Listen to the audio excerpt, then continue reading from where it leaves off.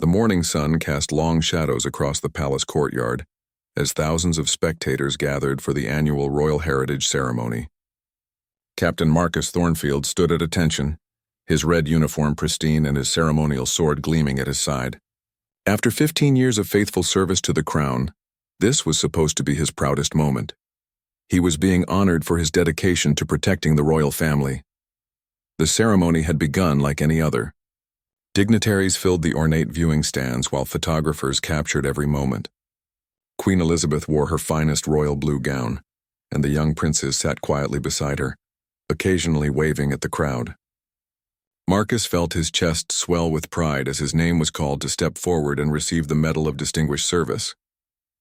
As he approached the podium where the Queen waited, Marcus noticed something unusual in the crowd.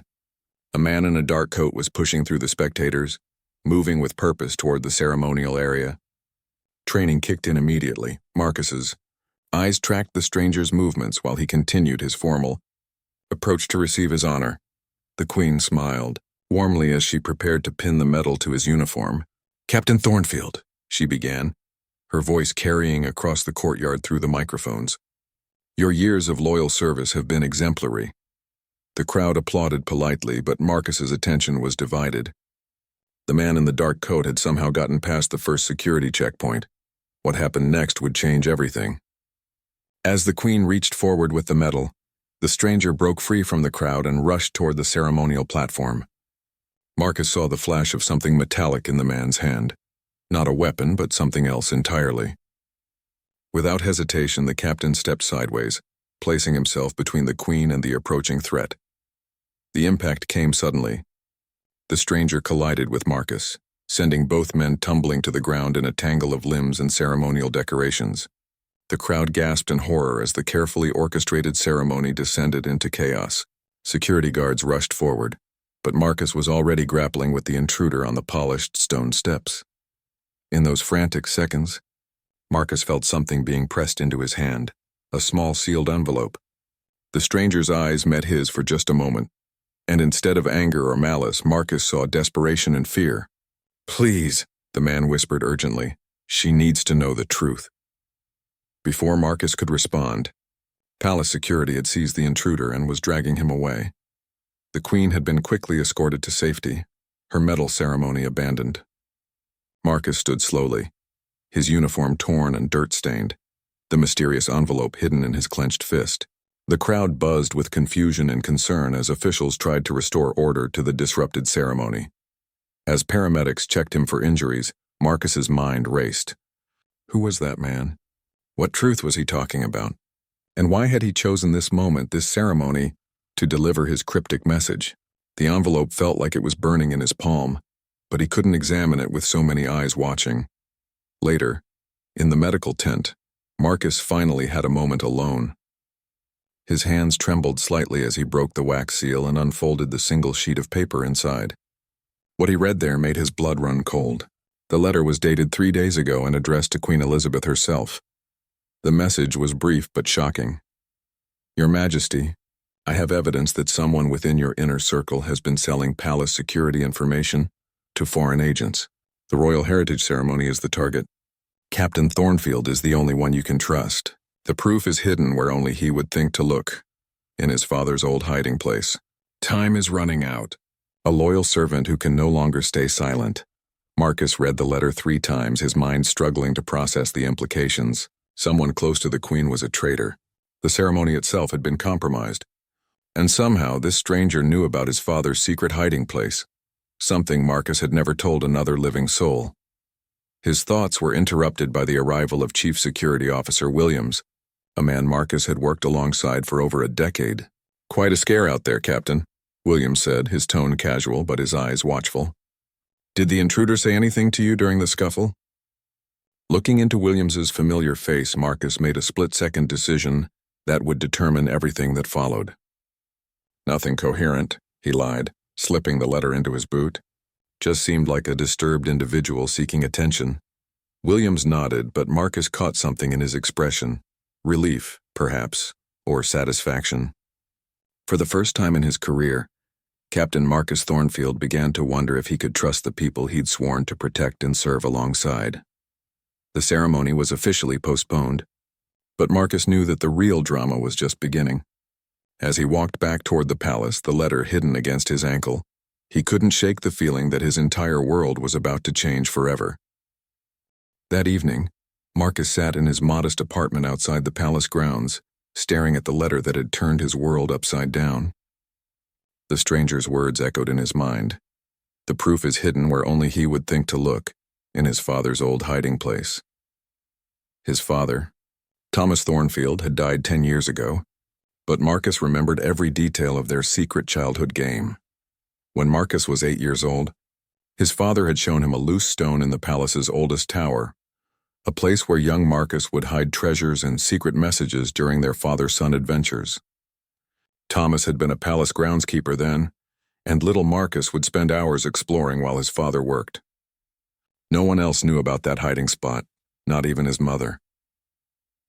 The next morning, Marcus reported for duty as usual, but everything felt different. He watched his colleagues with new eyes, wondering which of them might be the traitor mentioned in the letter. Chief Williams greeted him normally, asking about his recovery from yesterday's incident. Detective Sarah Chen from Palace Security seemed genuinely concerned about his well-being. Even the Queen's personal secretary, James Morrison, stopped to inquire about his health. Any one of them could be the person selling secrets to foreign agents. During his lunch break, Marcus made his way to the old tower. The stone spiral staircase was narrow and rarely used, leading to storage rooms that hadn't been properly cleaned in decades. His heart pounded as he climbed to the third landing, where a small alcove held forgotten paintings and dusty furniture. The loose stone was exactly where he remembered, behind a portrait of some long-dead duke. Marcus worked it free with trembling fingers, and his breath caught when he felt something inside the hidden space. A small waterproof container recently placed, containing a USB drive and another note. The second message was longer and more detailed.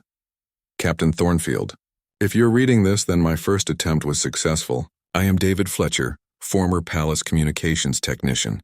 3 weeks ago, I discovered that someone has been copying classified security protocols and selling them. I have proof on this drive, but I was forced to flee when they realized I was getting close to the truth. The buyer is planning something during the Royal Heritage ceremony, something that will compromise the Queen's safety forever. I couldn't risk the normal channels because I don't know who to trust.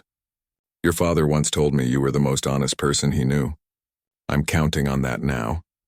Marcus's hands shook as he read the final lines. The evidence shows payment transfers and communication logs. But be careful. The traitor knows I'm still alive and searching for proof. They'll do anything to stop this information from reaching the Queen.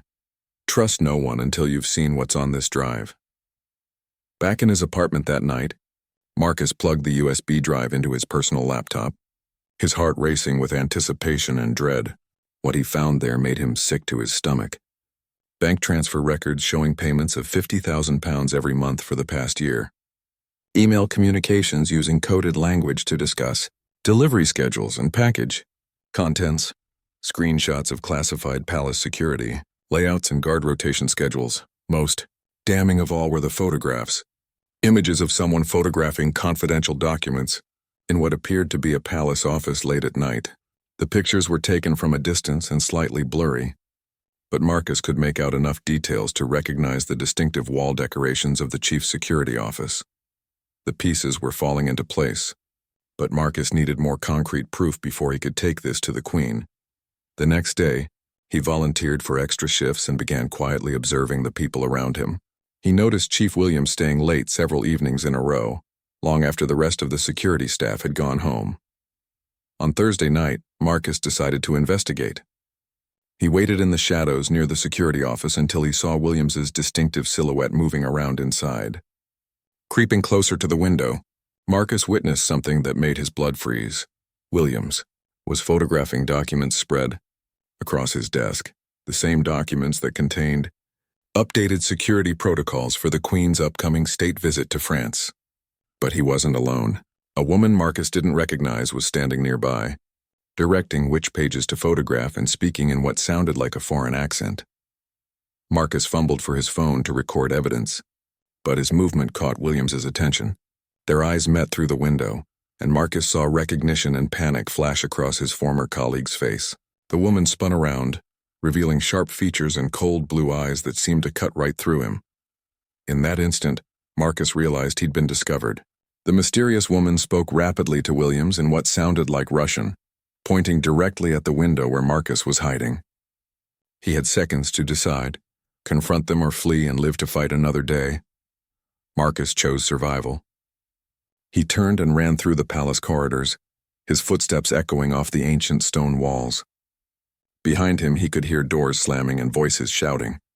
Williams knew the palace security systems as well as Marcus did, which meant nowhere was truly safe.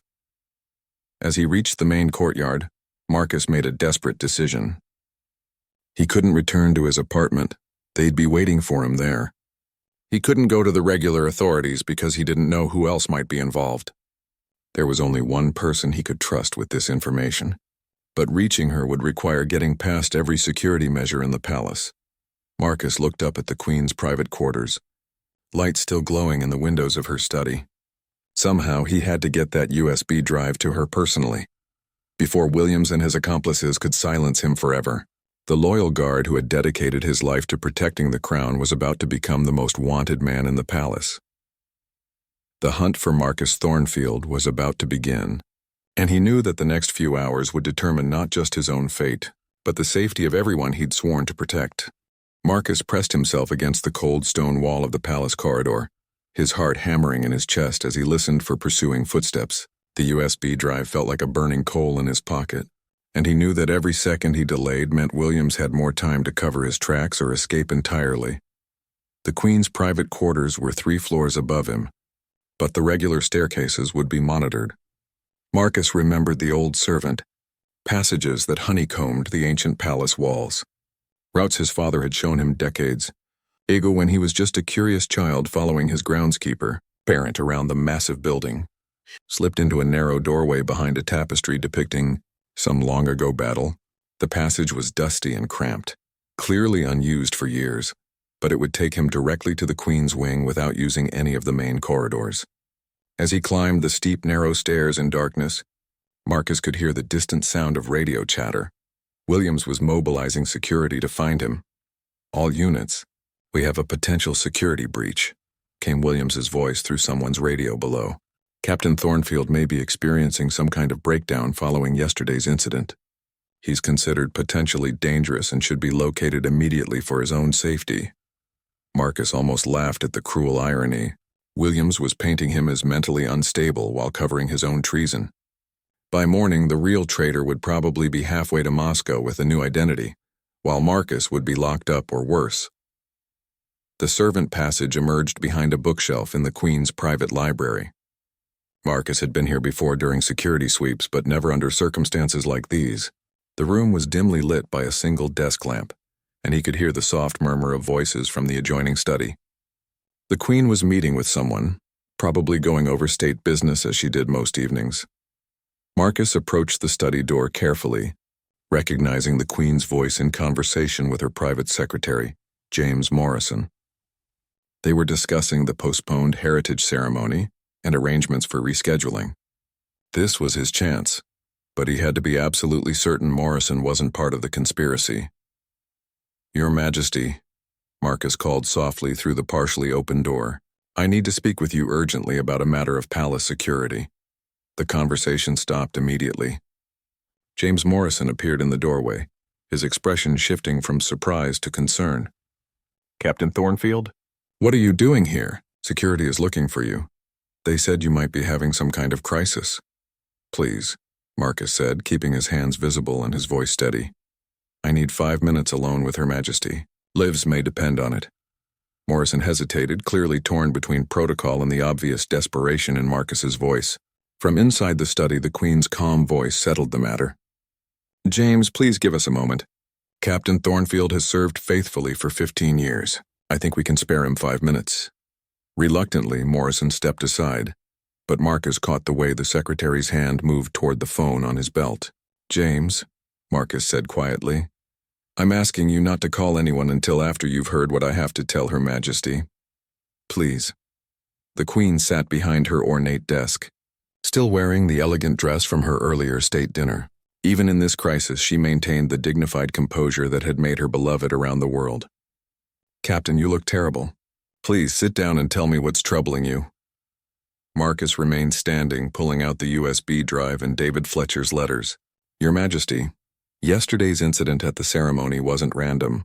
Someone within palace security has been selling classified information to foreign agents, and they're planning something that will compromise your safety." The Queen's expression grew serious as Marcus quickly explained David Fletcher's message, the evidence on the USB drive, and what he'd witnessed in Williams's office. He watched her face carefully, looking for any sign of disbelief or dismissal, but she listened with the intense focus of someone accustomed to weighing matters of national importance. "These are serious accusations, Captain," she said finally. "You're claiming that Chief Williams, a man who has protected this family for 12 years, is committing treason."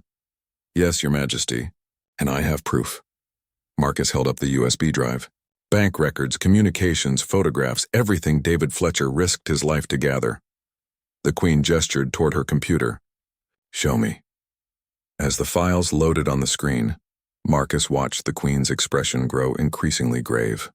The bank transfers were damning, but the photographed documents were unmistakable, classified security protocols that could only have come from Williams's office. "My God," she whispered, studying a particularly clear image of Williams photographing state visit plans. "How long has this been going on?" "At least a year, according to these records." "But Your Majesty, there's more. Williams knows I've discovered his activities. He's using palace security to hunt me down right now, probably planning to eliminate the evidence and make me disappear." The Queen stood abruptly, her training in crisis management taking over. "James," she called, and Morrison immediately appeared in the doorway. Marcus tensed, unsure whether the secretary could be trusted, but the Queen's next words reassured him. "James, I need you to contact Director Harrison at MI5 immediately. Tell him we have a code red security breach at the highest levels. He should come personally and bring a full investigative team." Morrison's eyes widened as he grasped the seriousness of the situation. "Right away, Your Majesty." "Should I also contact—" "No one else," the Queen said firmly. "Until we know the full extent of this conspiracy, we trust no one within palace security except Captain Thornfield." As Morrison hurried away to make the call, the Queen turned back to Marcus. "Captain, I owe you an enormous debt of gratitude. Your loyalty and courage have potentially saved not just my life, but state secrets that could affect national security." Before Marcus could respond, they heard the sound of heavy footsteps in the corridor outside. Williams's voice carried through the door. "She's not answering her phone. We need to check her quarters to make sure Thornfield hasn't done something desperate." The Queen and Marcus exchanged glances. Williams was coming, probably with armed backup, and they were trapped in the study with nowhere to run. The loyal guard had successfully delivered his evidence to the Queen, but now both of their lives hung in the balance. "Your Majesty," Marcus whispered urgently, "there's still the servant passage behind the bookshelf. If we move quickly—" The door burst open and Chief Williams stepped into the study with 2 armed guards behind him. His face was a mask of false concern, but Marcus could see the cold calculation in his eyes. "Your Majesty, thank goodness you're safe. We've been searching everywhere for Captain Thornfield. I'm afraid he may be having a complete psychological breakdown." The tension in the Queen's study was thick enough to cut with a knife. Chief Williams stood in the doorway with his armed escorts, putting on a perfect performance of concerned authority, while Marcus felt every muscle in his body coiled for action. The Queen, however, remained seated behind her desk with remarkable composure. "Chief Williams," she said in her most regal tone, "I'm quite safe, as you can see. Captain Thornfield has been briefing me on some security concerns that have come to light." Williams stepped further into the room, his eyes darting between the Queen and Marcus with barely concealed anxiety. "Your Majesty, with respect, Captain Thornfield has been under enormous stress since yesterday's incident. We believe he may be experiencing paranoid delusions and could pose a danger to himself or others." Marcus watched Williams carefully, noting how the man's hand rested near his sidearm. The 2 guards behind him looked confused, clearly unaware of their chief's true activities. They probably genuinely believed they were protecting the Queen from a disturbed colleague. "That's interesting, Chief Williams," the Queen replied smoothly. "Because Captain Thornfield has just shown me some very compelling evidence about security breaches within the palace." Perhaps you'd like to explain these bank transfers. She turned her computer screen toward Williams, displaying one of David Fletcher's financial records. For just a moment, Williams's mask slipped, and Marcus saw pure panic flash across his face. Then the chief security officer's expression hardened into something cold and dangerous. "Your Majesty," Williams said slowly, "I'm afraid you've been manipulated by a man who is clearly having a mental health crisis. Those documents could be fabricated by anyone with basic computer skills." Marcus stepped forward. "Then explain the photographs, Williams. Explain why David Fletcher knew details about your office that only you would know." "Who is David Fletcher?" Williams demanded, but Marcus caught the slight tremor in his voice. The traitor was rattled. "The communications technician who discovered your treachery," Marcus replied. "The man who risked everything to gather proof of what you've been doing." One of the guards behind Williams shifted uncomfortably. "Chief," the younger man said hesitantly, "should we be having this conversation here? Maybe we should escort the captain to medical and sort this out properly." Williams spun around to face his subordinates, and Marcus saw his opportunity. In one fluid motion, he tackled Williams from behind, sending both men crashing into the ornate coffee table. The USB drive flew from Marcus's hand and skittered across the Persian rug. "Protect the Queen," Marcus shouted to the confused guards as he grappled with Williams. "Your chief is a traitor!" The study erupted into chaos. The Queen pressed her emergency alert button as the two men rolled across the floor, each fighting for control of Williams' service weapon. One guard moved to shield the Queen while the other tried to break up the fight, unsure who to trust. Williams was older than Marcus, but desperate, fighting with the fury of a cornered animal. He managed to break free and draw his gun, but Marcus dove behind the heavy desk just as the first shot rang out. The bullet shattered an antique vase, and the Queen's guard finally understood the gravity of the situation. "Drop your weapon," the senior guard shouted at Williams, drawing his own gun. Williams' response was to fire at both guards, forcing everyone to take cover. Marcus realized with growing horror that Williams was prepared to kill everyone in the room to protect his secret. This wasn't just about treason anymore, it was about survival. From behind the desk, Marcus could hear sirens approaching in the distance. James Morrison had successfully contacted MI5, and help was on the way. But Williams clearly heard them too, because his next words chilled Marcus to the bone. "You've destroyed everything," Williams snarled, reloading his weapon. 5 years of careful planning, millions of pounds in payments, all ruined by your pathetic sense of duty. Marcus peered around the edge of the desk and saw Williams standing in the center of the room, his gun trained on the Queen's position behind her chair. The two guards were pinned down by the doorway, unable to get a clear shot without risking harm to their sovereign. "It doesn't have to end this way, Williams," Marcus called out. "Surrender now and at least you'll live through this." Williams laughed bitterly. "Live through this? Do you think my employers are going to let me retire quietly to some tropical beach? I'm a dead man either way, Captain. The only question is how many of you I take with me." The sirens were getting closer, but Marcus knew they wouldn't arrive in time if Williams decided to start shooting again. He had to do something, but any move would expose him to gunfire. Then he remembered something his father had taught him during their childhood games in this very room.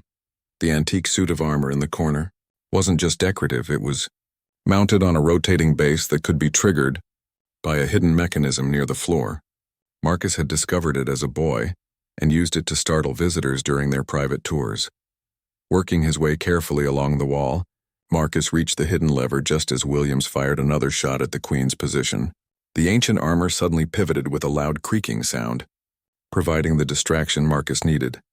He launched himself at Williams from the side, tackling the traitor around the waist and driving him into the bookshelf. Books rained down on both of them as they crashed to the floor, but this time Marcus managed to knock the gun from Williams's hand. The palace guards rushed forward to restrain Williams just as the study doors burst open. Director Harrison from MI5 entered with a tactical team, their weapons drawn and ready. The sight of the legendary MI5 director in person made even Williams stop struggling. "Well," Harrison said dryly, surveying the destroyed study, "this is certainly more excitement than I was expecting from a quiet Thursday evening." The Queen emerged from behind her desk, somehow still maintaining her dignity, despite the chaos surrounding her. "Director Harrison, I'm grateful for your prompt response. Captain Thornfield has uncovered a significant security breach that requires your immediate attention." As Williams was handcuffed and led away, he looked back at Marcus with pure hatred. "You have no idea what you've done," he spat. This was bigger than just palace security. "My employers won't forget this interference." Marcus felt a chill as he realized Williams was right. Stopping the immediate threat was just the beginning. Somewhere out there, foreign agents were probably already working to eliminate everyone connected to this discovery. David Fletcher was still in hiding. The mysterious Russian woman had escaped, and Marcus had just made himself a target for international criminals. The USB drive lay forgotten on the Persian rug, containing evidence that would unravel a conspiracy reaching far beyond the palace walls. But as Marcus looked at the grateful expression on the Queen's face, he knew he'd made the right choice, regardless of the consequences that were sure to follow. 3 hours later, Marcus sat in a secure conference room deep within MI5 headquarters, watching Director Harrison and his team analyze the contents of David Fletcher's USB drive. The evidence was even more damning than Marcus had initially realized. Williams hadn't just been selling palace security information. He'd been part of an extensive network selling British state secrets to the highest bidders. "Captain Thornfield," Director Harrison said, looking up from his computer screen. "The scope of this operation is staggering. According to these files, Williams has been feeding information to at least 3 different foreign intelligence agencies. Palace security was just the beginning." Marcus rubbed his tired eyes. The adrenaline from the confrontation was wearing off, leaving him exhausted and overwhelmed by the magnitude of what they'd uncovered. "What about David Fletcher? Is he safe?" "We're working on that," Harrison replied. "Based on the communication logs, we believe he's been hiding in Scotland under an assumed name. We've dispatched a team to bring him in safely." The door opened, and a young analyst entered with a grim expression. "Director, we've identified the woman from the photographs. Katerina Volkov, former Russian military intelligence, now freelance. She disappeared from her hotel room about 2 hours ago. But airport security spotted someone matching her description, boarding a private flight to Switzerland." Harrison cursed under his breath. "She's probably reporting back to whoever's running this operation." "Captain, I'm afraid this means you and anyone else connected to this discovery could be in significant danger." As if to underscore his point, Harrison's phone buzzed with an urgent message. His face grew even more serious as he read it. "The Queen has been moved to a secure location. Someone attempted to breach the palace perimeter 20 minutes ago. They were carrying equipment that would have allowed them to monitor communications and track movement within the building." Marcus felt his stomach drop. "They're not going to give up easily, are they?" "No, they're not," Harrison confirmed. "This represents a massive loss for their operation. They'll want to eliminate anyone who can testify about what we've discovered." Over the next several hours, the full scope of the conspiracy became clear. Williams had been recruited 5 years earlier during a financial crisis that left him deeply in debt. What started as selling minor security details had escalated into providing complete intelligence about British government operations, royal family movements, and classified state visits. The mysterious Russian woman, Katerina Volkov, was apparently the handler for multiple assets within British institutions. Williams was just one piece of a larger puzzle that included compromised individuals in Parliament, the military, and even other intelligence services. "The good news," Harrison explained, "is that Williams's arrest has given us the opening we need to roll up this entire network. The bad news is that they know we're coming and they're going to fight back hard." Around dawn, Marcus was given a choice. He could enter protective custody until the international aspects of the case were resolved, which could take months or even years, or he could help MI5 track down the remaining conspirators, using his knowledge of palace security to identify other potential threats. "I didn't do all this to hide in a safe house," Marcus said without hesitation. "Tell me what you need me to do." Harrison smiled for the first time since they'd met. "I was hoping you'd say that. We've discovered that Williams wasn't the only palace employee receiving mysterious payments. We need someone with your security clearance to help us investigate without alerting the other potential traitors." The plan was both simple and terrifying. Marcus would return to his normal duties at the palace, but now he'd be wearing recording equipment and working directly with MI5 to identify other compromised individuals. Any suspicious behavior, unusual questions about security protocols, or attempts to contact him would be monitored and investigated. "The danger is real," Harrison warned. "If they realize you're working with us, they'll try to eliminate you before you can gather more evidence." Are you absolutely certain about this? Marcus thought about the Queen's grateful expression, about David Fletcher risking everything to expose the truth, and about his father's lessons about duty and honor. I've spent 15 years protecting the royal family. I'm not going to stop now just because it's gotten dangerous. The return to the palace felt surreal. On the surface, everything appeared normal. The gardens were perfectly manicured, the guards maintained their ceremonial positions, and tourists gathered outside the gates with their cameras. But Marcus now saw potential threats everywhere. Detective Sarah Chen approached him during his first break. "Marcus, thank God you're all right. We heard Williams had some kind of breakdown and attacked you and the Queen. How are you holding up?" Marcus studied her expression carefully, looking for any sign that her concern wasn't genuine. The recording equipment hidden in his uniform felt heavy and obvious, though he knew it was virtually undetectable. "It was terrifying," he said truthfully. "I still can't believe someone I trusted could do something like that." "I know," Sarah replied. "It makes you wonder who else might be hiding secrets, doesn't it?" There was something in her tone that made Marcus's skin crawl, but her expression remained sympathetic. He made a mental note to have MI5 investigate her background more thoroughly. Later that afternoon, James Morrison pulled him aside with what appeared to be genuine concern. "Captain, the Queen wanted me to personally thank you again for your actions last night. She's asked me to ensure you receive the highest possible commendation for your service." Marcus felt a wave of emotion at the Queen's thoughtfulness, but Morrison's next words brought him back to the harsh reality of his situation. "She also wanted me to tell you that your father would have been incredibly proud. She remembers Thomas well. He was always completely loyal to the crown, just like his son." The mention of his father hit Marcus unexpectedly hard. Thomas Thornfield had dedicated his life to serving the royal family with quiet dignity, never asking for recognition or reward. Now Marcus was following in his footsteps, but in ways his father could never have imagined. That evening, as Marcus reviewed his first day as an undercover operative, he received an encrypted message on his secure phone. The sender was identified only as DF, David Fletcher. "Captain Thornfield, MI5 has told me what you've done. I can never thank you enough for believing in the evidence and risking everything to protect the Queen. I'm in a safe location now, but I wanted you to know that this isn't over." Williams was taking orders from someone much higher up the chain. "Be careful who you trust. The people behind this have resources and connections that go far beyond what we've uncovered so far." Marcus stared at the message for a long time before deleting it. David Fletcher was right. Williams's arrest was just the beginning. Somewhere in the shadows, powerful people were already planning their next move. And Marcus Thornfield, the loyal guard who had wanted nothing more than to serve his Queen with honor, now found himself at the center of an international conspiracy that threatened everything he'd sworn to protect. 2 weeks into his undercover operation, Marcus had gathered enough evidence to make Director Harrison's team very nervous. Detective Sarah Chen had been asking unusually specific questions about the Queen's updated security protocols, and James Morrison had been working late several nights in a row, accessing files that weren't related to his normal duties. But it was the unexpected visitor who arrived at Marcus's apartment on a rainy Thursday evening that changed everything. He opened the door to find a woman in her 60s with kind eyes and graying hair, carrying a worn leather briefcase. "Captain Thornfield, my name is Margaret Henley. I believe I have information that could save your life."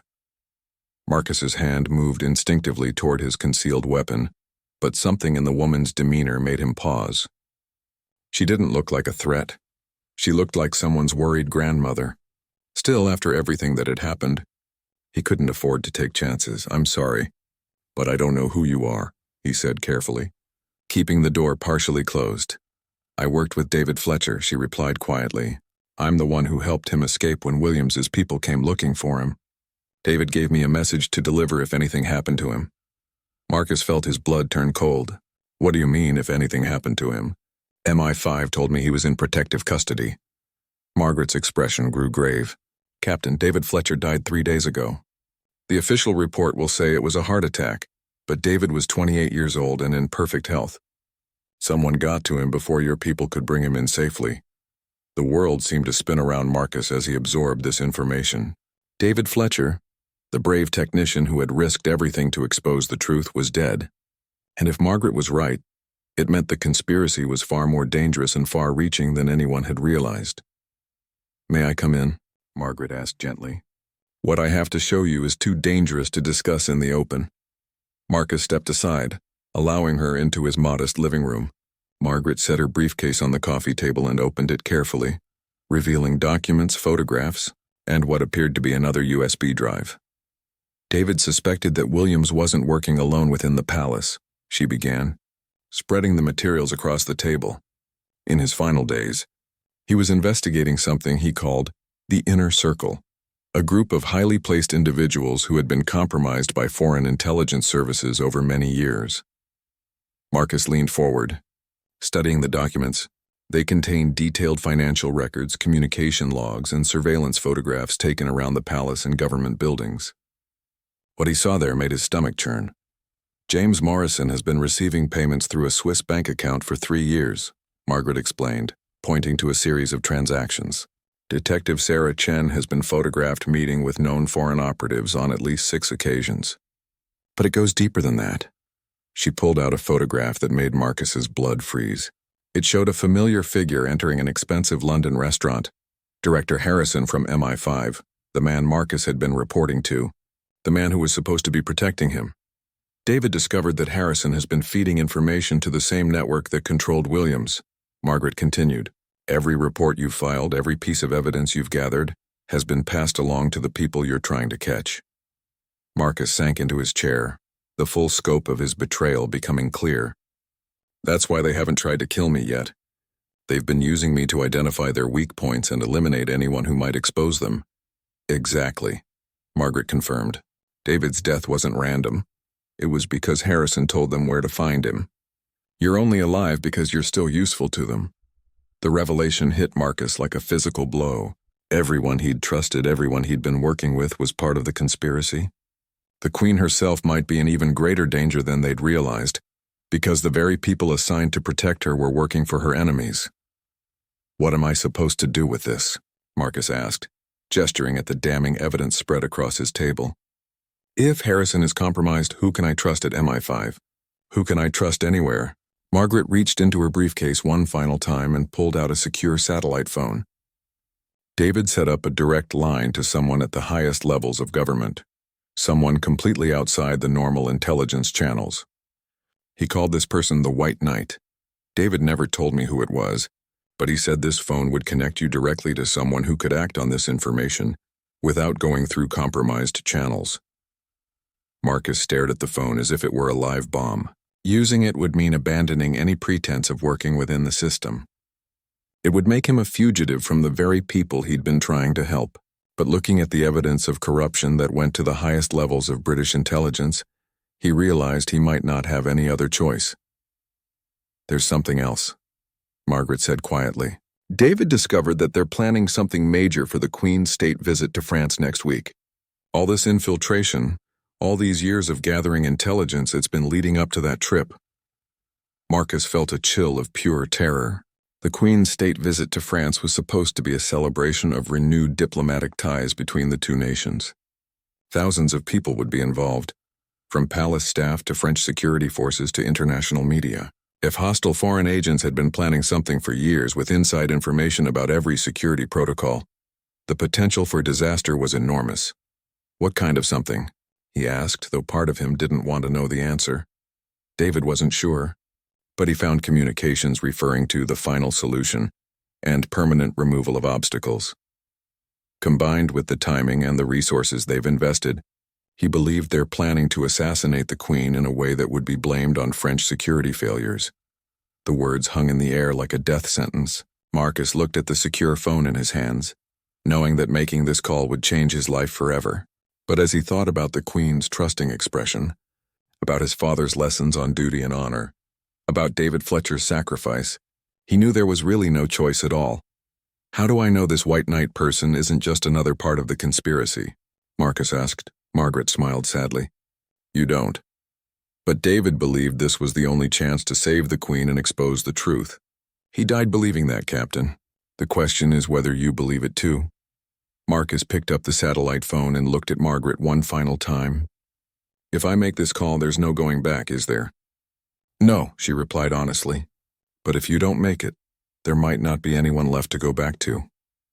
Outside, rain continued to fall against the windows of Marcus's apartment, and somewhere in the darkness, enemies who had infiltrated the highest levels of British security were finalizing their plans to eliminate the Queen and everyone who might expose their treachery. Marcus Thornfield, the loyal guard who had wanted nothing more than to serve with honor, was about to become the last hope for preventing an international catastrophe. He pressed the button to activate the secure phone and waited for someone to answer who might be able to save the crown he'd sworn to protect. The phone rang only twice before a crisp, authoritative voice answered. "This is Whitehall 7. Identify yourself and state the nature of your emergency." Marcus took a deep breath, knowing that his next words would either save the Queen or seal his own fate. "This is Captain Marcus Thornfield, Royal Guard. I have evidence of a conspiracy to assassinate Her Majesty during the state visit to France, involving compromised personnel at the highest levels of MI5 and palace security." There was a brief pause, then the voice became even more focused. "Captain Thornfield, this is the Prime Minister's Chief of Staff.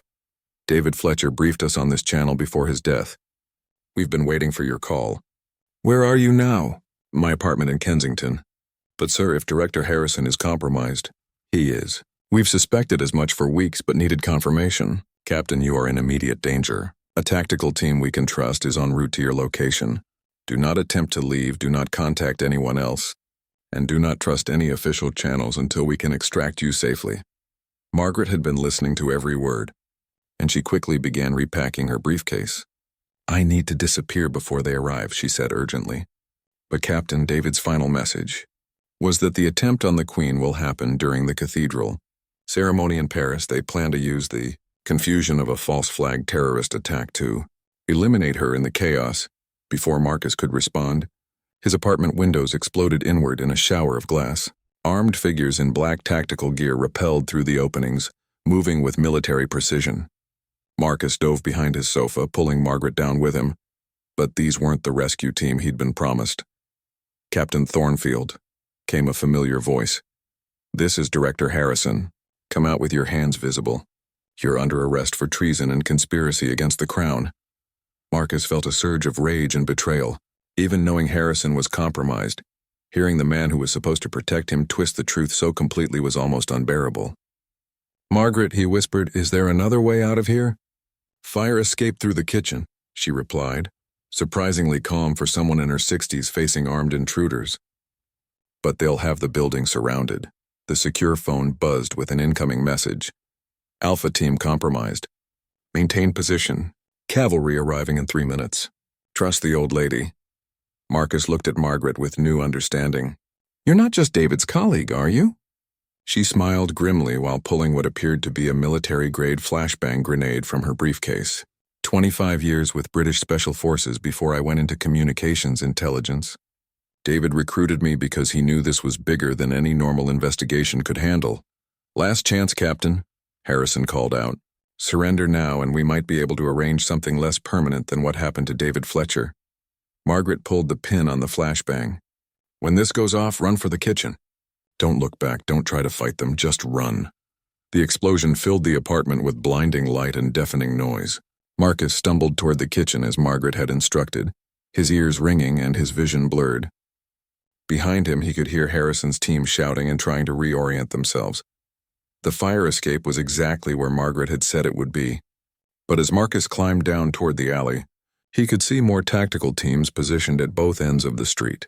They'd been waiting for him to run, planning to eliminate him during his attempted escape. Then the real cavalry arrived. A convoy of unmarked vehicles screeched into the alley from 3 different directions, and legitimate British Special Forces emerged with overwhelming firepower. The firefight that followed was brief but intense, with Harrison's corrupt team caught, completely off guard by the arrival of forces they couldn't control or predict. Marcus found himself pulled into one of the vehicles by a stern-faced woman who introduced herself as Colonel Patricia Wells. "Captain Thornfield, I'm with a joint task force reporting directly to the Prime Minister.